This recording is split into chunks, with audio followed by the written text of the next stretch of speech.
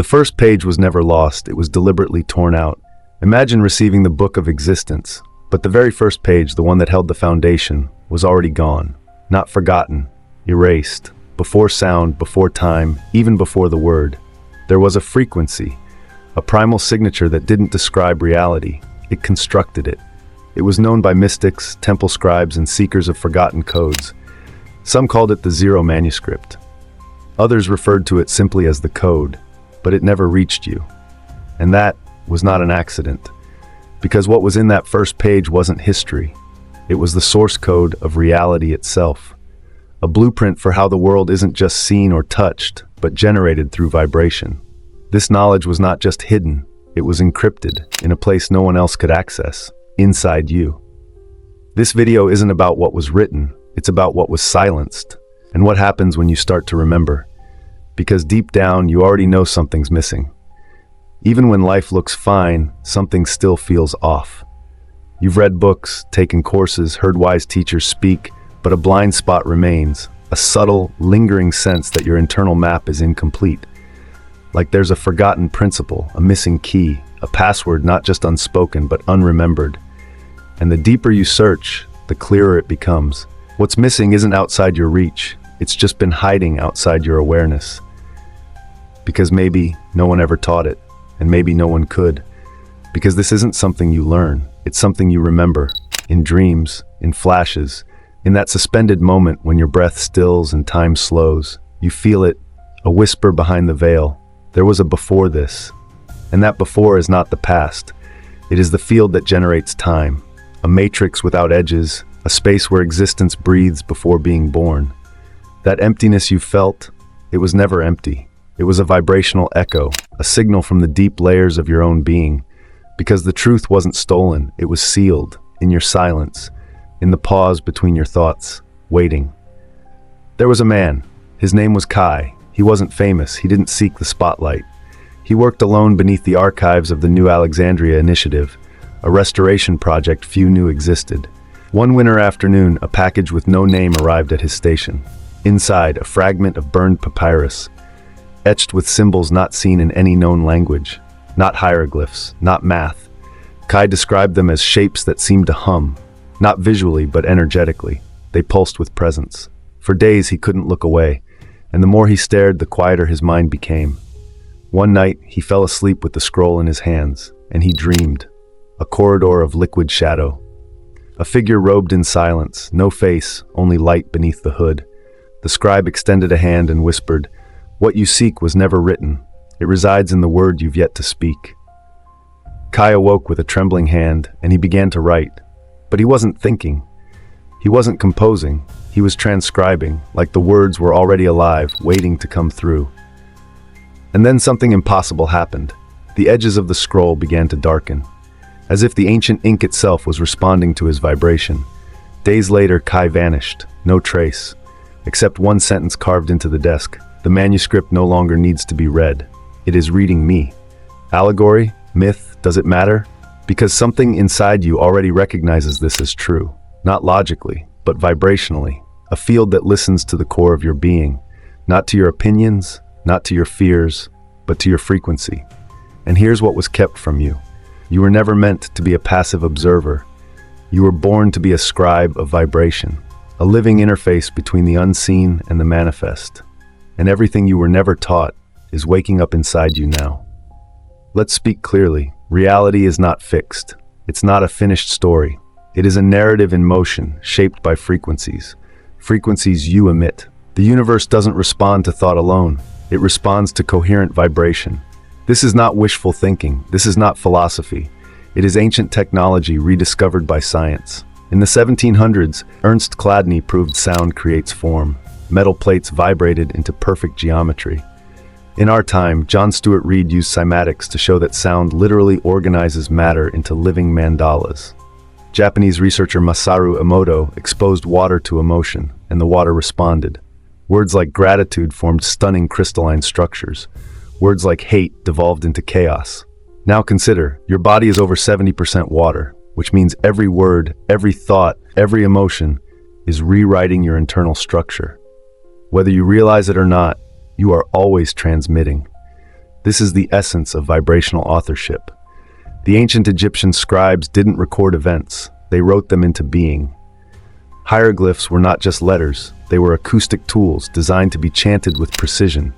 Some combinations had no linguistic meaning. They weren't meant to be read. They were meant to resonate, to align the body, the breath, and the cosmos. So what does this mean for you? It means the voice you've been waiting for is your own. The chapter you thought was lost was never outside you. It's been pulsing beneath your awareness, a code encrypted in presence. And every time you breathe in silence, every time you feel gratitude without needing a reason, every time you write with intention instead of fear, you are activating the book zero. You are restoring the missing page. You don't need to find the original manuscript. You are the original manuscript. And the next chapter of reality won't be found in an ancient tomb. It will be written by the vibration you emit next. This is not metaphor. It is memory. And that memory is starting to echo again. If you felt this truth stir within you, you are not alone. You're waking up to the role you were born for. Not just a reader of reality, but the one who writes it. The forgotten geometry, decoding the patterns that shape your life. They didn't just hide the code, they scattered it in plain sight. In petals, in galaxies, in the spirals of seashells and the structure of your lungs, in the veins of leaves, in the way storms spin, in the distance between planets and the rhythm of your own heartbeat. They left it all there, a sacred geometry that no one taught you to read, because once you recognize the pattern, you stop living life as if it's random. You begin to decode the structure of your own existence. This isn't mysticism. This is memory. And tonight we're going to uncover what's been right in front of you all along. There is a shape that all things return to. You've seen it. Maybe in art, maybe in nature, maybe you were drawn to it without knowing why. It's not just beautiful, it's foundational. It's called the golden ratio, a spiral that appears across creation, from the arrangement of sunflower seeds to the arms of spiral galaxies. But here's the part they don't tell you. This shape is not just a result of nature. It's a mechanism for how nature constructs reality. It's the signature of a vibrating intelligence, not human, not alien, but fundamental. And the reason it appears everywhere is because it's how frequency becomes form. Let's go deeper. Every pattern begins with a vibration, and when vibration becomes stable, it creates structure. When it repeats, it creates geometry. When it resonates, it becomes sacred. And here's the key. Your life follows these same laws. Your relationships, your challenges, even the cycles you find yourself trapped in. They're not accidents.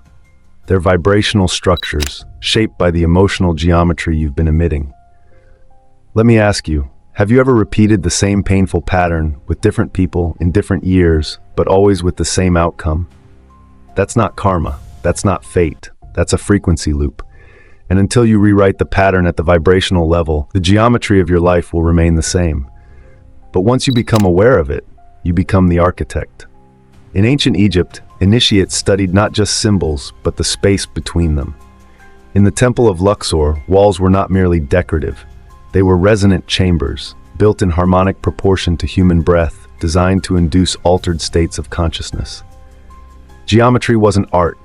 It was interface technology between mind, matter, and the field that binds them. Even Thoth, the scribe of the gods, was depicted holding not a scroll, but measuring tools. Because the gods didn't just speak reality, they measured it into being. Form was born of frequency, order was born of vibration, and vibration is born of choice. So what does this mean for you? It means your thoughts have structure, your emotions carry shape. Every unresolved trauma casts shadows into your energetic field, warping the geometry around you. And unless you recalibrate your vibration, you'll keep building distorted temples from broken blueprints. But when you begin to emit coherence, when thought, emotion, and breath align, you don't just feel better, you shift the structure of reality itself. Because the field responds to symmetry, to clarity, to congruence. Now listen closely. Sacred geometry is not just outside of you, it is you. The spiral that governs galaxies is the same spiral encoded in your DNA. The Fibonacci pattern runs through your spine. Your heartbeat follows fractal mathematics, and your words are the final brushstroke. When spoken in alignment, they complete the pattern. In the Hermetic tradition, writing wasn't about expressing ideas, it was about generating form. A true scribe didn't write to remember, they wrote to summon. They didn't chant to worship, they chanted to build. Because every true word, spoken from inner silence and emotional coherence, is not a sentence, it is a command to the universe. So here's your practice. Before you speak, pause. Before you write, breathe. And before you decide who you are, tune into the vibration you're about to emit, because that is what forms the next spiral. That is what gives birth to the next pattern. Your geometry is your legacy. This is not just theory. It's what the ancient architects, modern scientists, and awakened mystics all agree on. Reality is vibrational architecture, and you are both the designer and the design. So let's ask again, what are you building with your vibration? What shape will your next word take? What pattern will your next choice leave in the fabric of time? The language beneath language, unlocking the forgotten voice of reality. Before the world was spoken, there was a voice that never used words. It did not speak in sentences. It spoke in states of being.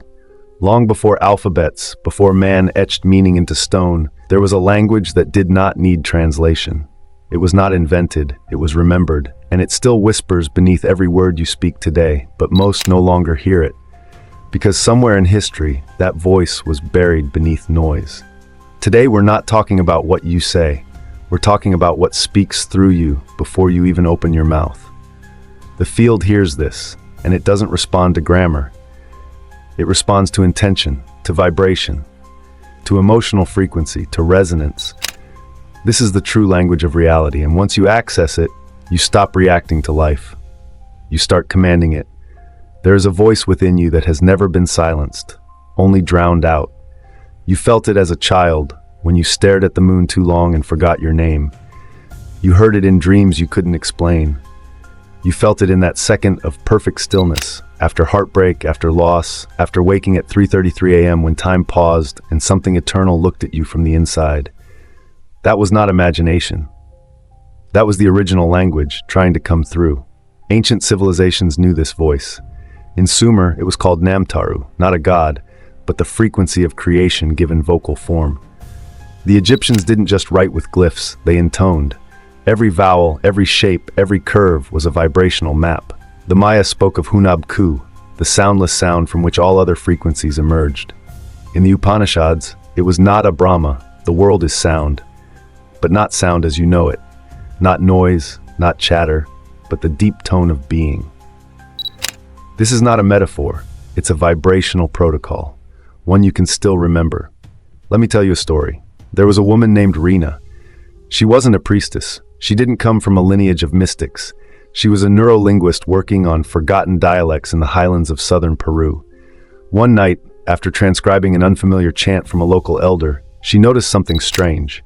The chant had no literal meaning, but every time she listened to it, her heartbeat slowed, her thoughts quieted. Not out of boredom, out of resonance. She decided to sing it. Her voice cracked on the first try, then softened, then opened, and something responded. The light in the room changed, the temperature dropped. She described it as being heard by the air. That night she wrote in her journal, "There is a language that doesn't speak to the ears. It speaks to the field, and the field speaks back." She later left her research position and vanished into the Andes. But her final note to a colleague said, "I'm no longer learning language. Language is learning me." You might think this is myth, but modern science is starting to confirm it. HeartMath Institute has proven that emotional states create measurable electromagnetic signatures. Your heart sends more signals to your brain than the brain sends to your heart.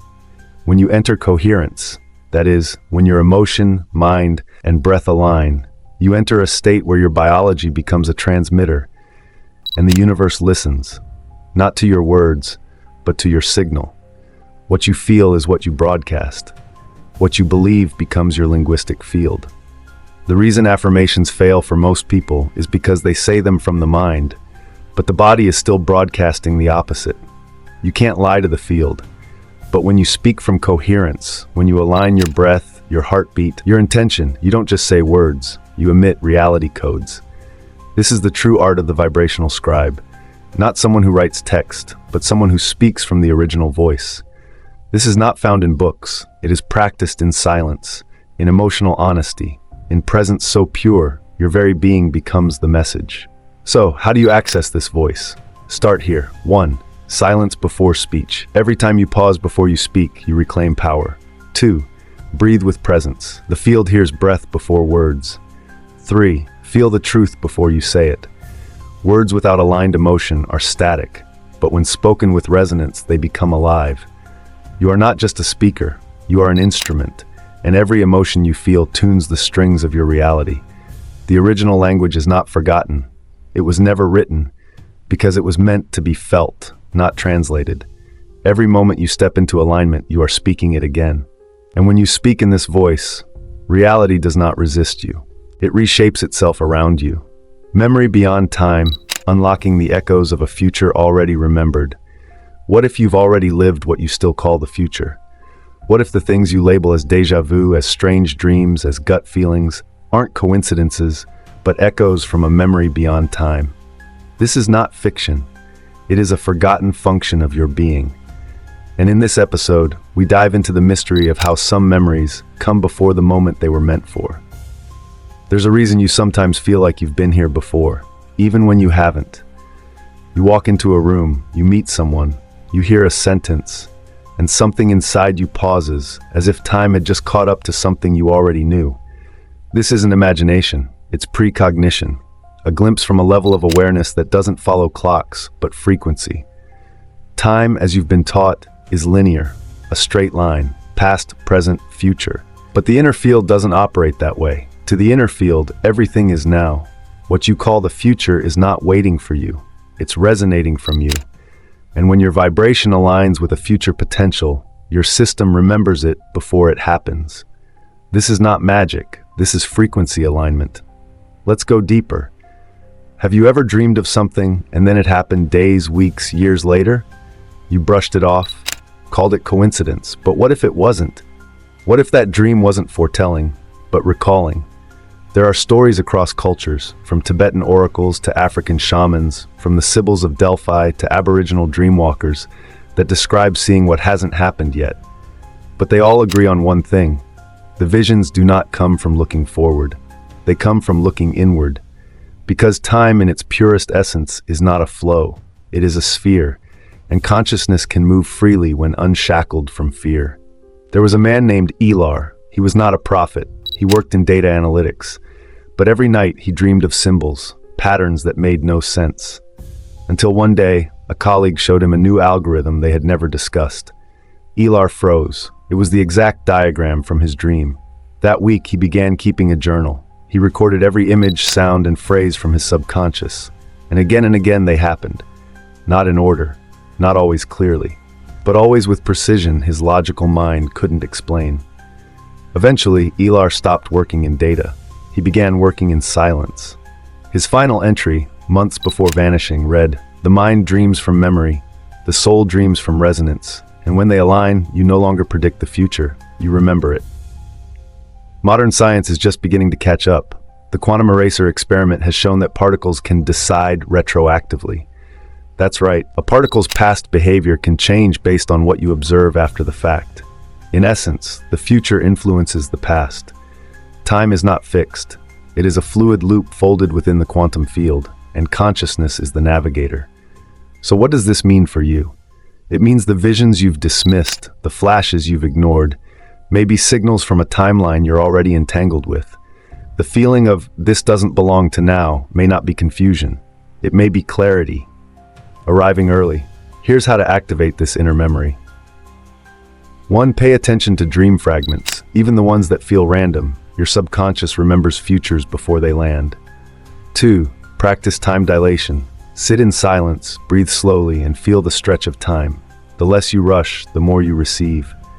3. Ask before sleep. Ask, what is trying to be remembered? Let the night reveal what your logic filters out. You are not just remembering your past. You are a bridge between what was and what could be. And when your vibration reaches resonance with a possibility, you collapse that future into the now. That's why inner coherence is so powerful. It's not about changing the world. It's about remembering the version of the world that is already waiting to emerge through you. You are not a linear being. You are a temporal architect writing across timelines with your very breath. And the future, it doesn't happen to you. It happens through you. The architect within, remembering the power to design reality. There is something in you that doesn't just experience life, it builds it. Beneath the roles you've been taught, beneath the thoughts you borrowed, beneath the fears you inherited, there is a blueprint, a forgotten design, not of who you are, but of what you're here to create. You are not a character inside a story. You are the architect who designed the space for the story to unfold. But if you don't remember this, you start reacting instead of structuring. Let's start here. What if the world you live in is not a fixed environment, but an echo chamber of your inner architecture? What if everything you call your reality is actually responding to a subconscious blueprint you never realized you were drawing? That means your blocks, your loops, your repeated patterns, they are not punishments. They are reminders. Reminders of the place you stopped designing and started defaulting. And the moment you remember that you are the builder, you regain what was hidden. The codes of conscious construction. In ancient Egypt, the temple builders were not simply artisans. They were called keepers of the line. Why? Because they worked from an invisible geometry. They claimed the design already existed, not on paper, but in the field. Their job was not to invent it, but to tune into it, to retrieve the pattern that wanted to emerge through that specific space. That is your role too. You're not here to force creation. You're here to align with a higher design that already vibrates within your being. But first, you have to silence the false architect, the one built from fear, control, and survival. Let's be honest, most of the time, you're not designing your reality. You're copying someone else's. You inherit desires, values, timelines, and wonder why they feel hollow. That's not failure.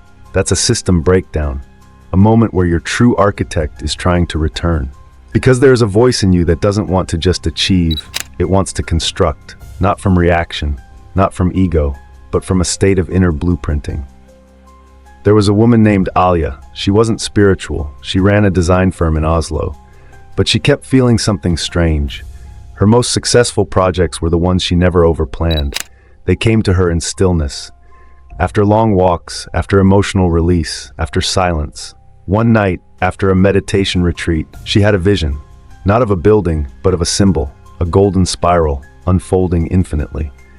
It pulsed in rhythm with her breath. That week, she sketched a design with no logical plan. It became her most celebrated creation, not because of form, but because people felt something standing inside it. Alia later said in a lecture, "I didn't design the space remembered itself through me." That is the essence of inner architecture. It's not mental, it's vibrational. Modern neuroscience supports this. Studies show that when we enter theta brainwave states, the same state activated during deep meditation or flow, our default neural pathways shut down and new patterns begin to emerge naturally. This is why the most profound ideas don't come in meetings. They come in the shower, during a walk, in the in-between, because true design doesn't come from effort, it comes from alignment. So how do you activate the architect within? 1. Enter the blank space every morning before screens, words, or schedules. Sit in silence. You're not doing nothing. You're opening the drawing board. 2. Stop trying to solve. Start listening. The solution is not built from logic. It's retrieved from resonance. Let the blueprint come through you, not from you. 3. Create without a goal. Write, draw, speak, move without trying to impress, fix, or gain. Let your body remember what it feels like to create from source. The more you do this, the more you'll notice something strange. Reality begins to move around you, not against you. People start showing up. Opportunities unfold, paths open. Not because you forced them, but because you finally stopped building from fear and started building from presence. You are not here to live inside a reality. You are here to design it into being, not through strategy, but through vibrational structure. Each breath, each emotion, each intention you hold in stillness lays a line on the invisible blueprint of what comes next. You are not the product of a system. You are the system's original coder. The sound that shapes worlds, unlocking the voice of creation. Before anything existed, there was not light, there was not form, there was not thought. But not sound as you know it, not music, not words, not noise, There was a frequency, a vibration so pure, it didn't just describe creation, it triggered it. And in this episode, we're going to remember the truth long buried under centuries of silence. Your voice is not an instrument for speaking. It is a code for building. Think about it. Why do sacred traditions across the world chant sounds in temples, repeat mantras, intonate syllables that make no sense to the rational mind? Because deep within the architecture of creation lies an ancient secret. Certain sounds don't inform, they transform, they shift energy, they realign the field, they command form into motion. This isn't mysticism, this is physics. In the 18th century, Ernst Chladni placed grains of sand on metal plates and vibrated them with a violin bow. The result? Geometric patterns emerged, unique to each frequency, what we now call cymatics.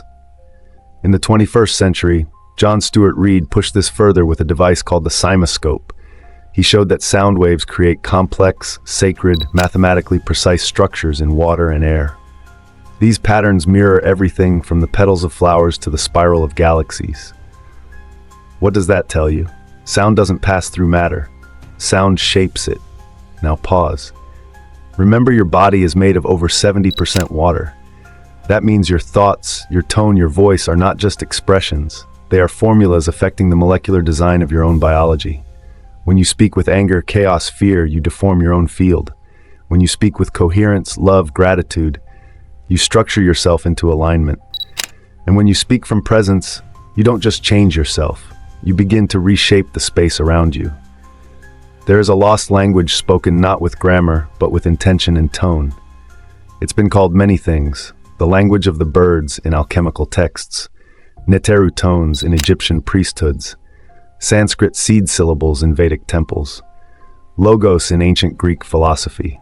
And always they point to this one truth: there is a sound behind sound, a vibration behind the word, a meaning before language. A man named Ioannis, a monk in Mount Athos, once spent a year in total silence, not to retreat from the world, but to hear it without distortion. In his journal he wrote, "I realize the world does not respond to my words, it responds to what my voice carries beneath them." He began chanting vowel tones not tied to any language, just vibration. And slowly his dreams shifted. His body healed. The animals around the monastery became still when he chanted.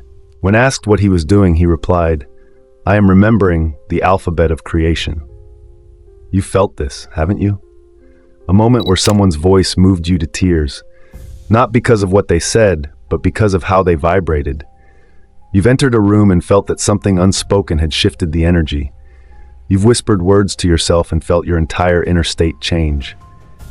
That's not poetry. That's vibrational architecture. So how do you return to this ancient power? How do you speak not just from the mouth, but from the source? Here are 3 initiations. 1. Tone before word. Before saying anything important, tone it. Let your voice hum. Align your tone with your heart. Then speak. You'll feel the difference. Others will feel the field shift. 2. Vowel practice. Sit in silence. Inhale deeply. Chant one vowel, A, E, I, or U, long and slow. Feel which one activates which part of your body. This is ancient inner tuning. Each vowel is a frequency gate. 3. Speak to the field, not just the person. When talking, imagine your words not hitting ears, but vibrating the space. You'll begin to speak in code, and the world will start echoing back what you didn't even say aloud. You are not voiceless. You are a sonic architect, and your most powerful creations will not come from saying more, but from saying less, with more presence. You don't need to be loud. You need to be tuned. The mirror of the field, why the world reflects who you are. Have you ever wondered why the world sometimes feels like a mirror? Why do certain experiences seem to repeat themselves, or certain people always cross your path, as if something inside you is pulling them toward you? What if I told you that the world isn't just happening to you, it's happening through you?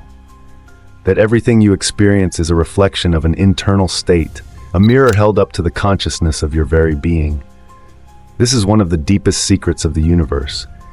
Reality is not an object out there. It is a dynamic projection, a hologram created in direct response to your own vibration. The field we spoke of in earlier episodes is not some distant concept.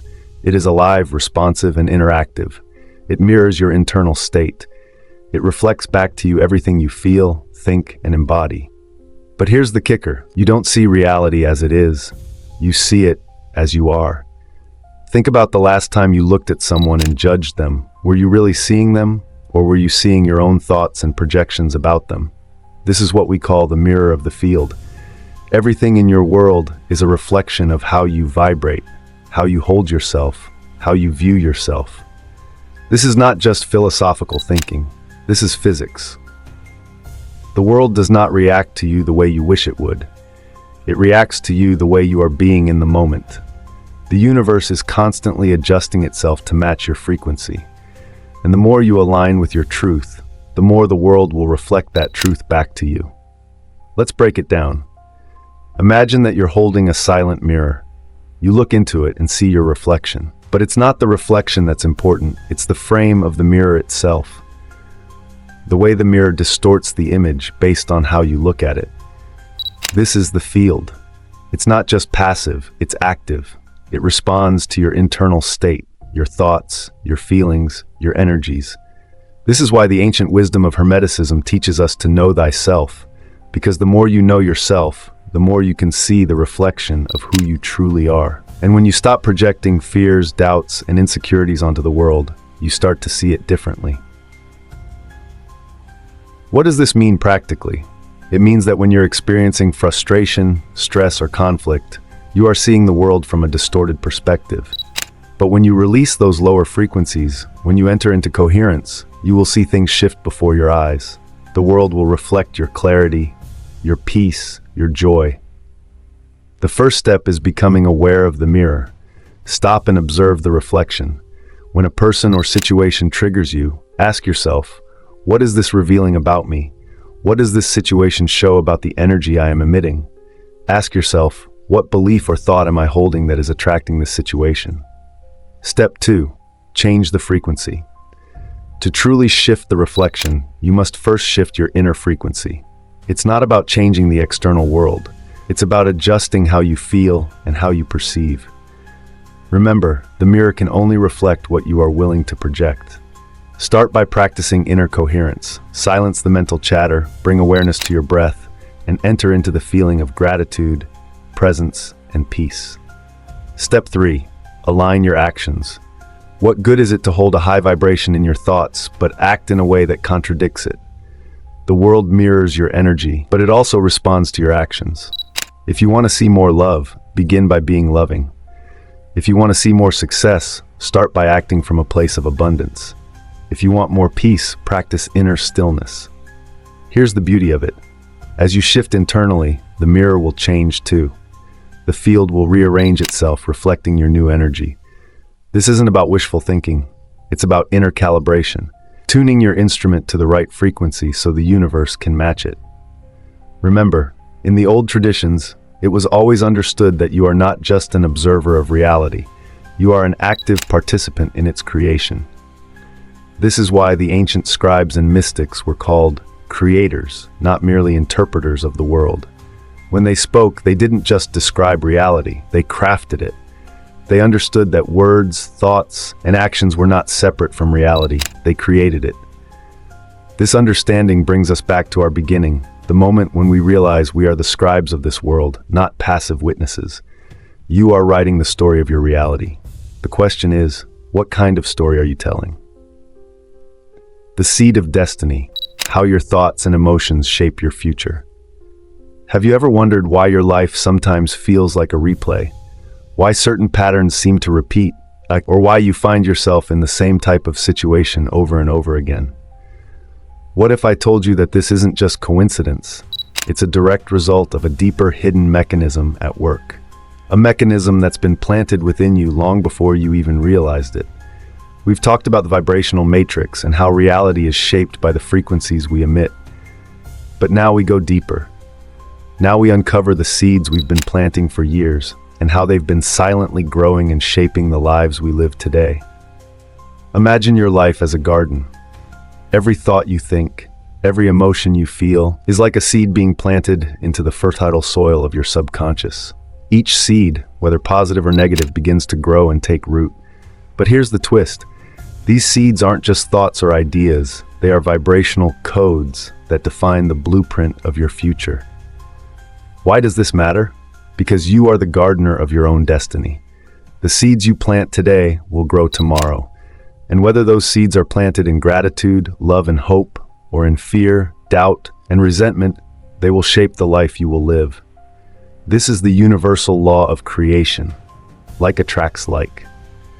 So when you are constantly focused on what's wrong, when you feel like things aren't working out, you are unknowingly planting the seeds of struggle. Every thought of lack or victimhood sends out a frequency, a subtle command to the universe, to mirror back to you exactly what you fear most. But here's the most empowering truth you need to understand. You have the power to choose what seeds you plant. And just as you plant seeds in your garden, you can also weed them out. When you realize that your thoughts are more than just fleeting ideas, they are vibrational commands, you take the first step towards rewriting your reality. The power of thought. Every thought you have is like a small burst of energy, sending ripples out into the vibrational field. Thoughts are not just abstract, they are energy in motion. In ancient traditions, thoughts were viewed as creative forces, spells cast upon the universe, capable of shaping the unseen world. And these thoughts, when combined with emotion, become even more powerful. The more emotion you attach to a thought, the more intense the seed becomes. This is why emotions are so key in the process of creation. They are the fertilizer for the seeds you plant. Emotion, the fertilizer of thought. Emotion is the fuel behind every thought.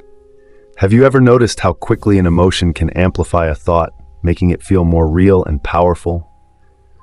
When you think about something and feel strong emotions, whether that's excitement or fear, you are giving that thought vibrational weight.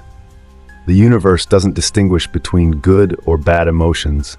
It only responds to the intensity of the signal you're sending.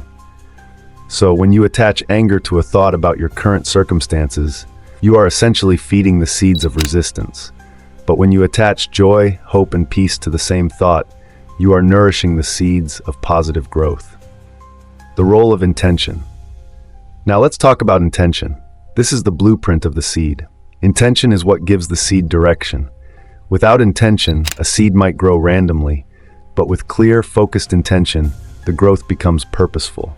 The intention behind your thoughts and emotions is what shapes the quality of the seed. If you plant a seed with the intention of healing, you are creating a healing frequency in your life. If you plant a seed with the intention of success, you are activating a powerful manifestation field. Practical steps to planting the right seeds. Now that we understand how thoughts, emotions, and intention shape our reality, it's time to look at how we can consciously plant the seeds of the life we desire. 1. Awareness. The first step in planting the right seeds is awareness. Begin by observing your thoughts throughout the day. What are you thinking most often? What emotions are attached to those thoughts? Are they uplifting, or are they filled with fear, anger, or resentment? Be mindful of the seeds you are planting in your subconscious. They are creating your future, whether you realize it or not. 2. Choose your seeds wisely. Once you become aware of your patterns, start replacing negative seeds with positive ones. Each time you think about your future, make the conscious choice to think about it with optimism, faith, and certainty. 3. Nurture your seeds. Just as a plant needs water and sunlight, your thoughts need consistent nurturing. This comes in the form of gratitude, affirmations, and visioning. The more you focus on what you want, the stronger those seeds will grow. The more you feed them with emotion, the quicker they will sprout into tangible results. 4. Let go of the old weeds. Sometimes the seeds we've planted in the past are weeds. They are thoughts or beliefs that no longer serve us, but continue to pop up in our consciousness. The key is to clear out these weeds. Replace old, limiting beliefs with empowering ones. Just as you would pull weeds from a garden, remove the thoughts that don't support your growth. The seed of destiny. Now, imagine that the seeds you are planting today will grow into the life you experience tomorrow. Every thought, every emotion, every action is a vibrational seed planted in the soil of your subconscious. What kind of garden do you want to cultivate? Are you planting seeds of abundance, love, and joy? Or are you planting seeds of doubt, fear, and lack? Remember, you are the gardener of your own destiny. The seeds you plant today will determine the fruit you harvest tomorrow. The art of sacred manifestation, crafting reality with precision and clarity. Welcome back, fellow creators. We've journeyed deep into the heart of the vibrational matrix. We've uncovered the hidden seeds that shape our destiny, and now we arrive at the final step, manifestation.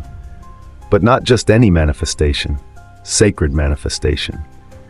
Manifestation, the art of bringing your desires into reality, has been spoken of for centuries in many cultures, philosophies, and spiritual traditions. But what if the secret to true manifestation isn't about wishing for something, but about creating it from the inside out? In the ancient teachings, manifestation was not seen as a passive act. It was a sacred practice, a deep alignment of thought, emotion, and action, combined with an understanding of the cosmic laws that govern the universe. Step 1. Clarity, the blueprint of creation. To manifest anything, you must first have clarity. Without clarity, your desires are like scattered seeds. They may grow, but they won't have a clear direction. This is where most people get lost. They want things, but they don't know exactly what they want. Clarity is the first step, the blueprint for your creation. When you are clear about your desires, the universe knows exactly what to focus on. Without clarity, your energy is scattered and ineffective. So, get crystal clear about your intentions. What is it that you truly want? Not what you think you should want, but what truly resonates with your soul. Step 2. Emotional alignment, feeling it into being. Now that you have your clarity, the next step is emotional alignment. This is where the magic happens. You must feel what you want before it manifests. This is the emotional frequency that activates the universe's response. Remember, thoughts are the seeds, but emotions are the fertilizer. When you align your emotions with your desires, you are sending a powerful signal to the universe. You are feeling as though what you desire has already come to pass. Feel the joy, feel the excitement, feel the gratitude. When you do this, you begin to vibrate at the frequency of your desire. Step 3. Action, the final step in manifestation. The final step is action, but this isn't about rushing into action. It's about inspired action, action that is aligned with your desires and with the flow of the universe. You don't force things into being, you allow them to unfold, taking deliberate steps that feel right in your heart. This is where many people stumble. They feel the urgency of their desires, but they try to force them into existence. When you try to control everything, you block the flow of universal energy. Manifestation happens effortlessly when you are aligned, when you are in tune with your inner guidance. The final key, faith. The final key to sacred manifestation is faith. Faith isn't about believing that things will happen, but knowing that they already have. Faith is the trust that once you've planted your seeds and aligned with your desires, the universe will do the rest. It's about trusting that the timing is perfect, that everything is unfolding exactly as it should, even if you can't see the results right now. So now that you understand the sacred art of manifestation, remember this. You are not simply a passive observer in your life. You are a co-creator, a divine architect of your own destiny. Every thought, every emotion, every action is a powerful stroke of the brush, painting the masterpiece of your life. If you've been touched by this message, make sure to like, subscribe, and turn on notifications. In the comments, write, "I am the creator of my reality." Share this episode with those who are ready to unlock the true potential of sacred manifestation. And remember, your reality is not waiting for you to discover it. It's waiting for you to create it. Stay tuned for even more insights in our upcoming episodes. Until then, keep manifesting, keep creating, and always remember, you are the architect of your own divine reality.